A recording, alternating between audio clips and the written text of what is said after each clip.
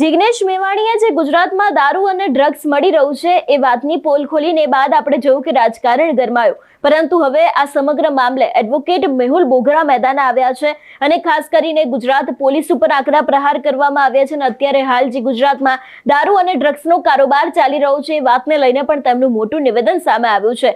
વિગતે ચર્ચા કરીએ સમગ્ર વિષયની। નમસ્કાર, હું હંસિની અને તમે જોઈ રહ્યા છો નિર્ભય ન્યૂઝ। ગુજરાતમાં અત્યારે હાલ આમ જોવા જઈએ તો ખુલ્લેઆમ દારૂ અને ખુલ્લેઆમ ડ્રગ્સનો કારોબાર થઈ રહ્યો છે અને આ જ વાતનો વિરોધ જિગ્નેશ મેવાણી દ્વારા કરવામાં આવ્યો હતો, પરંતુ આપણે જોયું કે એક નિવેદનના કારણે ક્યાંક ને ક્યાંક જે પોલીસના પટ્ટા ઉતારવાવાળી વાત હતી એના કારણે રાજકારણ ગરમાયું, પરંતુ હવે આ સમગ્ર મામલે એડવોકેટ મેહુલ બોગરા છે મેદાને આવ્યા છે।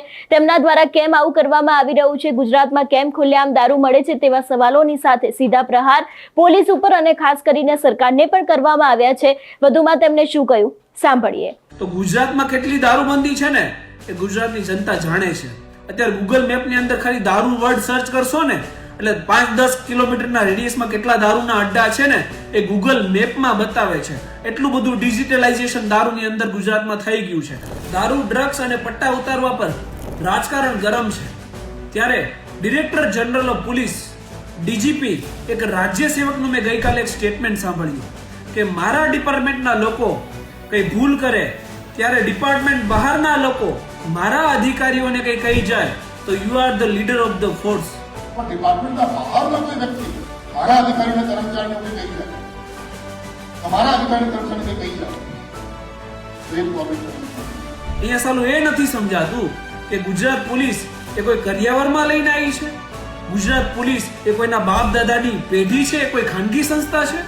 ગુજરાત પોલીસનો પગાર એ જનતાના ટેક્સના પૈસામાંથી થાય છે કે કોઈ શેઠ એનો પગાર કરે છે? ગુજરાત પોલીસનું કામ એ જાહેર જનતાની સુખાકારી, સલામતી અને શાંતિ માટે કાર્ય કરવાનું છે, પરંતુ અત્યારે રાજ્ય સેવકોને રાજકારણી બનવાનો ચસ્કો લાગ્યો છે।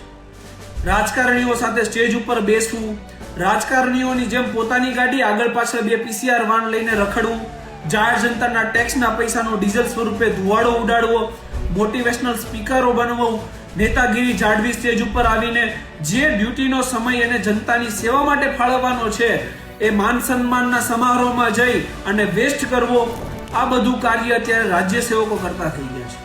રાજ્ય સેવકો જેમનું કામ કાયદાને અનુસાર ચાલવાનું છે, આ ગુજરાત રાજ્યની અંદર દારૂબંધી માટે પ્રોહિબિશનનો કાયદો છે, ડ્રગ્સ બંધી માટે એનડીપીએસ નો કાયદો છે, તો એ કાયદા મુજબ ચાલવું નથી, પરંતુ જેના માટે કાયદો નથી, જેમ કે કોઈ વ્યક્તિ વિરોધ કરે, ખોટાને ખોટું કહે તો એનો અવાજ દબાવવા માટે કોઈ કાયદો નથી, તો એવા સંજોગોમાં પોતાની એકતા બતાવશે, બેઈમાનો બધા ભેગા થઈને એક રેલીઓ કાઢશે, ખોટાને ખોટું સાબિત કરવાને બદલે સાચું સાબિત કરવા માટેના પ્રયત્નો અપાર કરશે, પરંતુ કાયદા મુજબ ચાલશે નહીં। હું તો કહું છું કે તમારથી જો વિરોધ સહન ના થતું હોય તો કોન્સ્ટિટ્યુશનલ અમેન્ડમેન્ટ લાવો, બંધારણીય સુધારા લાવો કે જો કોઈ પણ વ્યક્તિ સરકાર કે રાજ્ય સેવકોની વિરોધ કરે તો એને ફાંસીની સજાની જોગવાઈ। કેમ કે જ્યાં સુધી આવો સુધારો નહીં આવે, જ્યાં સુધી અમારા ધડ ઉપર માથું છે, અમારા મોઢામાં જીભ છે અને બંધારણની ધારા 19(1) અમને વાણી અને અભિવ્યક્તિની આઝાદી આપે છે ને, ત્યાં સુધી અમે ચોરને ચોર જ કહીશું, સાહુકાર નહીં કહીએ, ખોટાને ખોટું જ કહીશું, ભ્રષ્ટાચારીને ભ્રષ્ટાચારી જ કહીશું, ઈમાનદાર નહીં કહીએ, કારણ કે અમને ખોટાને સાચું કહી અને ચાટવાની ટેવ નથી। હું અહીંયા 100% એક વાત કહીશ કે કોઈ પણ રાજ્યના નાયબ મુખ્યમંત્રીને તૂતા કહીને બોલાવવા એ કોઈ પણ સંજોગોમાં યોગ્ય ના કહેવાય, પરંતુ એ કહેવા બદલ રાજ્ય સેવકોને એટલો છૂટો દોર આપવો એ સંપૂર્ણપણે અયોગ્ય છે। મારે નાયબ મુખ્યમંત્રીને એક વિનંતી છે કે તમે તમારું પાસ્ટને યાદ કરો, તમે ગૃહમંત્રી બન્યા, મહેસૂલ મંત્રી બન્યા અને આજ નાયબ મુખ્યમંત્રી છો, તમે રાજ્ય સેવકોને પટ્ટા ઉતારવાની ધમકી આપીને ખખડાવ્યા છે, એના આધારે જ તમે લોકચાહના મેળવી છે અને એના આધારે જ તમે નાયબ મુખ્યમંત્રી બન્યા છો। જો તમે આજે રાજ્ય સેવકોને છૂટો દોર આપશો, બેઈમાનોની એકતા બતાવશો, બેઈમાનો ભેગા મળીને રેલીઓ કાઢશે અને સાચાનો અવાજ દબાવવાનો પ્રયત્ન કરશો ને તો તમે તમારી જ લોકચાહના ગુમાવી રહ્યા છો। અને રહી વાત દારૂબંધી ને, તો ગુજરાતમાં કેટલી દારૂબંધી છે ને એ ગુજરાતની જનતા જાણે છે। અત્યારે ગૂગલ મેપ ની અંદર ખાલી દારૂ વર્ડ સર્ચ કરશો ને એટલે 5-10 કિલોમીટરના રેડિયસમાં કેટલા દારૂના અડ્ડા છે ને એ ગૂગલ મેપમાં બતાવે છે.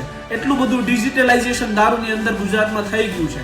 તો સચ્ચાઈને સ્વીકારો, એના ઉપર કામ કરો, કોઈનો અવાજ દબાવવા માટે કામ ના કરો, રાજ્ય સેવકોને એટલો છૂટો દોર ના આપો. એ તમારા જ જનપ્રતિનિધિઓને નડશે. આ બાબતે સત્યને સ્વીકારીને મનોમંથન કરશો તો સારી વાત છે. બાકી હું પણ બોલ્યો છું, મારી વિરુદ્ધ પણ એક ફેબ્રિકેટેડ ને ખોટી એફઆઈઆર કરાવી શકો. જય હિન્દ, જય સંવિધાન, ધન્યવાદ, ઇન્કલાબ જિંદાબાદ. એટલે જે રીતે અત્યારે હાલ જિગ્નેશ મેવાણી દ્વારા જે ખુલ્લેઆમ વિરોધ કરવામાં આવ્યો હતો ને ખાસ કરીને દારૂ અને ડ્રગ્સની વાત કરવામાં આવી હતી, એના કારણે જે રાજકારણ ગરમાયું છે ને ખાસ કરીને અત્યારે હાલ એક બાદ એક લોકો છે, લોકો જિગ્નેશ મેવાણીના સમર્થનમાં આવી રહ્યા છે. એ દરેક વાતને લઈને તમારું શું માનવું છે અમને કમેન્ટ કરીને ચોક્કસથી જણાવજો. તેની સાથે અમારી ચેનલ નિર્ભય ન્યૂઝને લાઇક, શેર અને સબસ્ક્રાઇબ કરવાનું ભૂલશો નહીં. નમસ્કાર.